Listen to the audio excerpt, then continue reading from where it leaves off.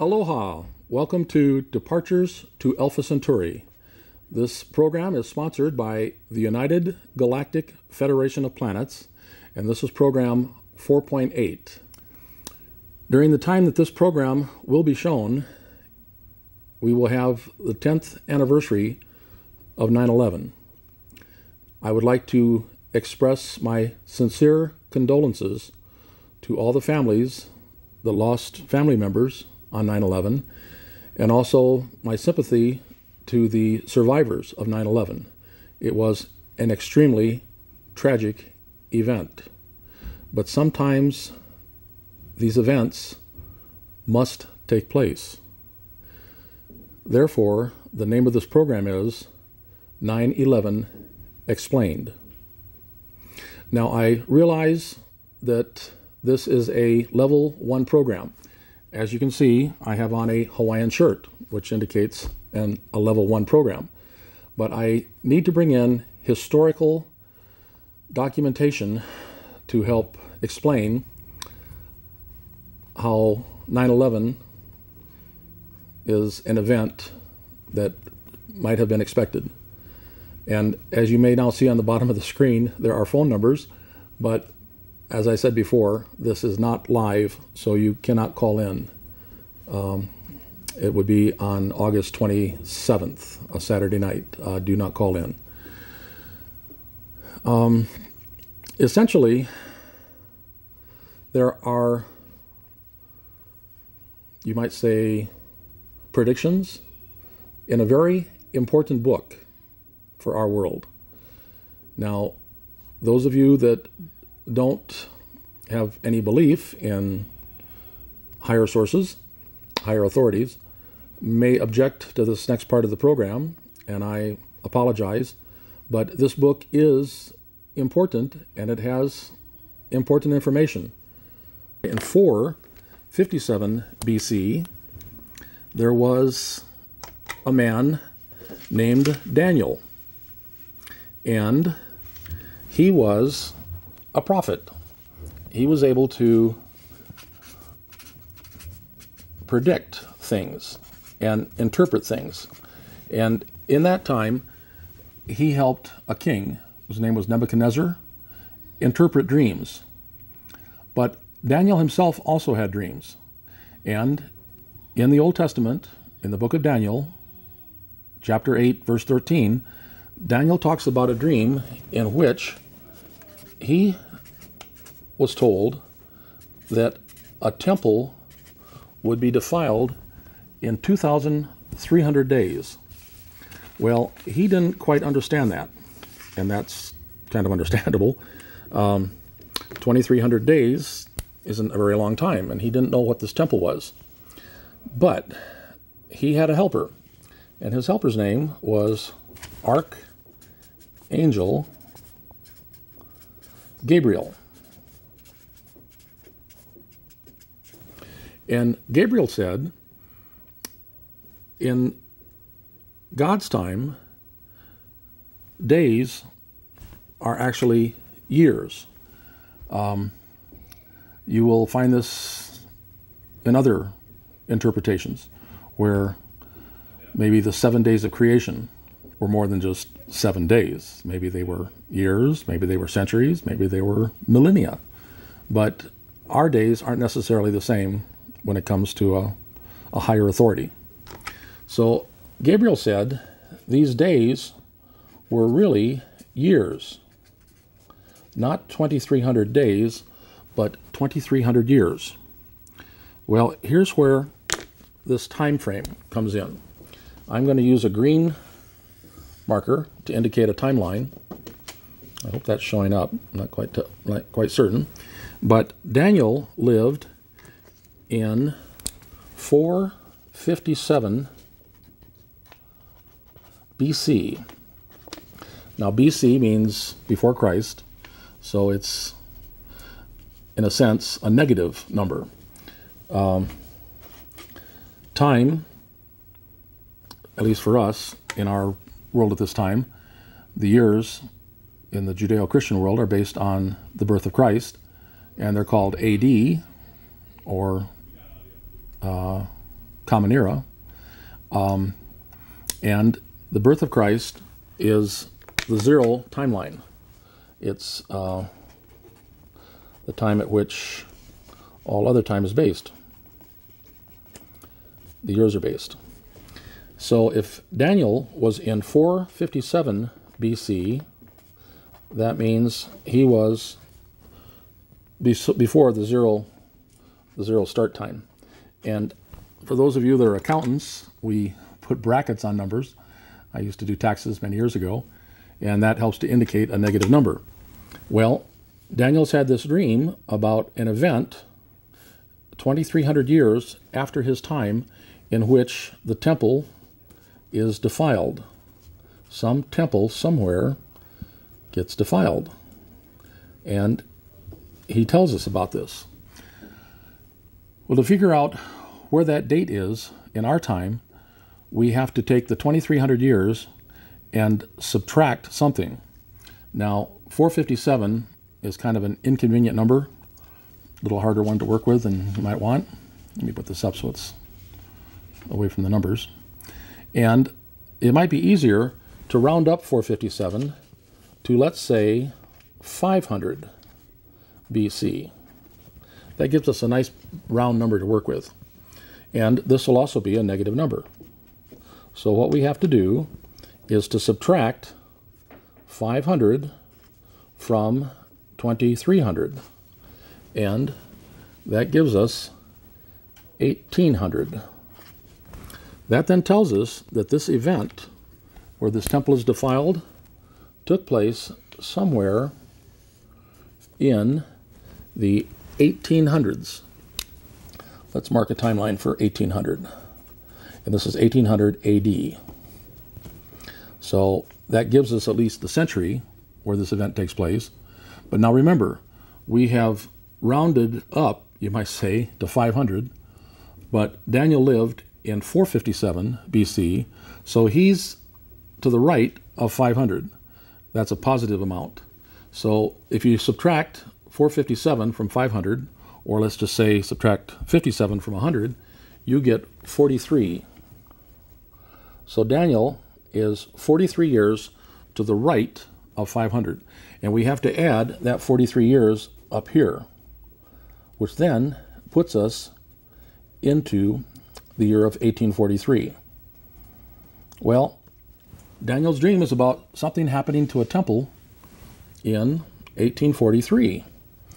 And if we look through world history, there isn't any event anywhere in the world of any special significance in 1843. There's no temples that are defiled or damaged or destroyed. So then what is that 1843? Well, a curious sidelight to all this is that there were others back in those days that figured this out. In fact, 3 major Christian religions started in 1843. Those were the Mormons, the Seventh-day Adventists, and the Jehovah's Witnesses. They all knew that Daniel prophesied that something was going to happen in 1843. So their beginnings started in that year. They didn't really get formally going till later years. Jehovah's Witness didn't really get organized and up to speed until about 1889. But the Mormons were around after 1843, and Seventh-day Adventists as well. Well, we need to find out what actually happened. Was there something somewhere in 1843 of great significance that would have something to do with the temple being defiled? Well, here's where our story takes us to Hawaii. In 1843, there was a grocer in downtown Honolulu, and he wanted to have the king sign off on a will. The reason was the grocer had gone to the king years earlier and asked for property, for land on Oahu, in order to raise cattle so he could sell fresh beef in his store in downtown Honolulu. So the king allotted him a big chunk of land up on the Ewa Plain, which is where the pineapple ended up growing years later, and he started raising cows. Well, he decided one day that since he'd done all this work to fence in this pasture and raise these cows, he wanted to will that property to his sons when he died. So he had a will prepared, and he went down to the palace and asked the king to sign it. Well, Kamehameha said, no, you don't understand. You don't own the land, you caretake the land. No one can own the land in Hawaii. All the land belongs to God, and you can only caretake it. Now, if you're a good caretaker, and your sons become good caretakers, then they may be able to inherit your land, but you're not going to be able to will it to them because you don't own it in the first place. Well, this grocer was very angry, and he was British, and there was a British ship out in the harbor, a naval ship. So he went out to the ship, and he told the captain that the king was picking on him. And the captain's name happened to be Lord Paulet. So Paulet gathered his Marines together, and they marched into Honolulu, and they took Kamehameha off the throne, and then he declared Hawaii to be a colony of England. Well, the Hawaiians objected strenuously because they said, hey, we have a treaty with England that guarantees our sovereignty. You can't just go and take our country away. They had 26 treaties back then in 1843. So they got word to Parliament in London that the kingdom had been stolen, and the Parliament said, that's not the way we do business. So Parliament contacted an admiral off the coast of Mexico, his name was Admiral Thomas, and told him, get out to Hawaii and set things right. So Thomas sailed to Hawaii. He took Lord Paulet off the throne, put Kamehameha back on the throne. They then took Paulet back to London in chains, where they put him on trial, and he was executed. He was hung in the Tower of London. And the Hawaiians are like, whoa, these Westerners are honorable. They will keep their word. They actually obey their treaties. So as a tribute to the British for complying with their own treaty, the Hawaiians created a flag. And guess what? It's still the flag of Hawaii. It's the Hawaiian state flag. And for those of you that have ever wondered, that's why there is a British Union Jack in the Hawaiian flag. That was done in 1843 in honor of Britain keeping their word, observing their treaty with Hawaii. And then the other stripes in the flag are the 8 major islands of Hawaii. I hope 1, 2, 3, 4, 5, 6, 7, 8. Gotta check my facts. But the Hawaiian state flag is the Hawaiian national flag that was adopted in 1959. And the Hawaiian flag has a British Union Jack. Well, the king said, the land belongs to God. No one can own the land. And that had been a policy in Hawaii for thousands of years. You could caretake the land, but you didn't own it. You didn't have personal possession of the land. So apparently, when the islands were stolen by this British sea captain, the land no longer belonged to God. And Daniel says an event occurred in 1843 in which the temple was defiled. If those islands of Hawaii are a temple, if there is something incredibly important and incredibly powerful in Hawaii, then yes, those islands would be a temple. I guarantee it. And the temple was defiled, but then it was returned. So life goes on. Well, the sad thing is, the American sugar planters, who at that time controlled a whole bunch of the land in Hawaii, decided this might happen again. And they were worried because they had developed all these plantations for raising sugar, and they didn't want to see it happen a second time. They didn't want some other country to come in, like Japan or Russia, and steal the country. So they proceeded to convince the king that they needed to do something to protect their rights to their property. And in 1848, come on, pen, something was passed in Hawaii called the Great Mahele. Now, up to that time, all the land in Hawaii was under the control, basically, of the Konohiki.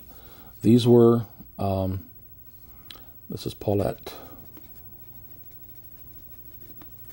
The Konohiki were chiefs who were assigned the task of distributing the land. And if you could prove that you were a good farmer, then you'd get what was called an apua'a. It was a piece of land that started at the center of the island, at the very top of the island, and went clear down to the ocean. It was a pretty good sized chunk of land. But these sugar plantation owners convinced the king that they needed clear title. They needed to be able to show on paper that they owned the land, that it didn't not belong to them. And the reason was, if another foreign power came in and stole the land, then they could at least show that they had title to it. They'd have some basis. So this great Mahele was passed, and the islands were divided up. And in a sense, each island was chopped up into pieces, and it ended up with the sugar plantation owners, the Americans, getting a third of the land. The king got a third of the land, and the government got the remaining third. And then a little tiny 1% was set aside for the commoners, for the people. So essentially the people lost their rights to the land. And it was very tragic and very sad. And the Americans were the ones that caused it. Well, an event occurred in America in 1865. You folks might recognize that date. It was the end of the Civil War. And an American president was assassinated. Abraham Lincoln was killed by John Wilkes Booth. And if you remember, a moment ago I told you, Paulette was also hung in the Tower of London for stealing the kingdom. So here's two people that have suffered tragic deaths because they might have been involved in something that shouldn't be messed with. Now at this point I might mention, 3 shows back, this is program 4.8, but on program 4.5 I talked about consequences. I talked about an apology that was issued to the people of Hawaii by President William Jefferson Clinton back in 1993, in which he acknowledged that they stole the kingdom of Hawaii, but there could be no recourse, that there was no way the Hawaiians could ever have it back. And we'll come to that. Consequences. The name of that show was Consequences. But let's continue. In 1893,